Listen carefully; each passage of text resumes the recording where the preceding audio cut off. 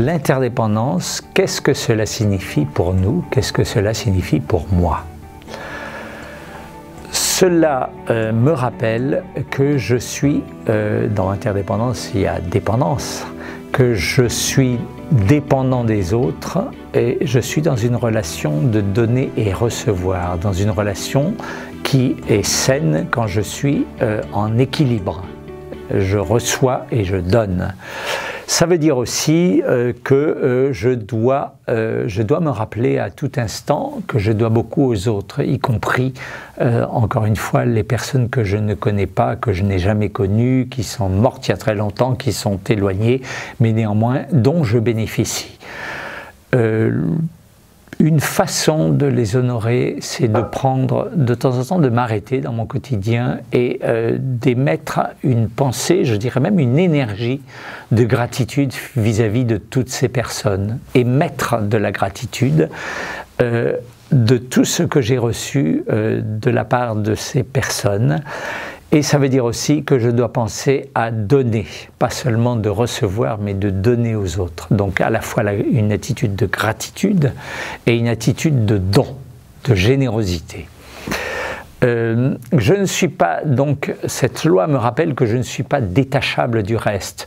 L'image, c'est celle d'ailleurs qu'utilisait, je crois, le grand psychologue américain qui s'appelle William James, qui disait que nous ne sommes pas une île détachée du continent, mais qui rappelait que l'île est reliée au continent d'une façon profonde, en profondeur, sous les flots.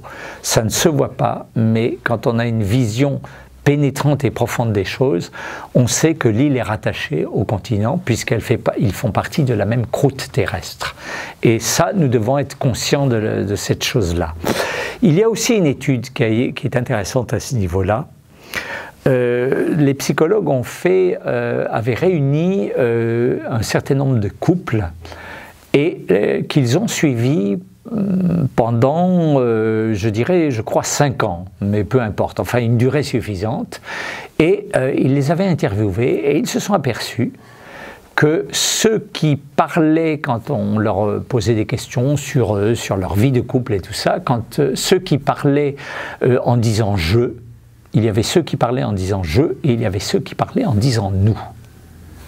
Et ils se sont aperçus que ceux qui employaient le « je » avaient un taux de divorce ou de séparation dans les 5 ans à venir beaucoup plus élevé que ceux qui parlaient au nom du couple, des deux, qui disaient « nous ».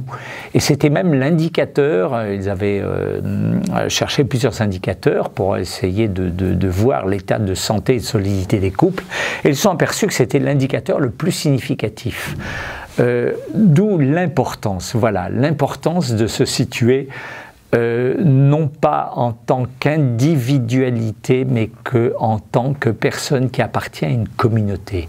Et même une communauté humaine où le lien social dont je parlais tout à l'heure est fort, c'est une communauté qui est saine, qui est forte, qui est en bonne santé. Une communauté qui est trop faite d'individualité individualiste, si j'ose dire, celle-là n'est pas une communauté saine. Et malheureusement, c'est parfois nos sociétés occidentales souffrent un petit peu de ce genre de choses. Voilà.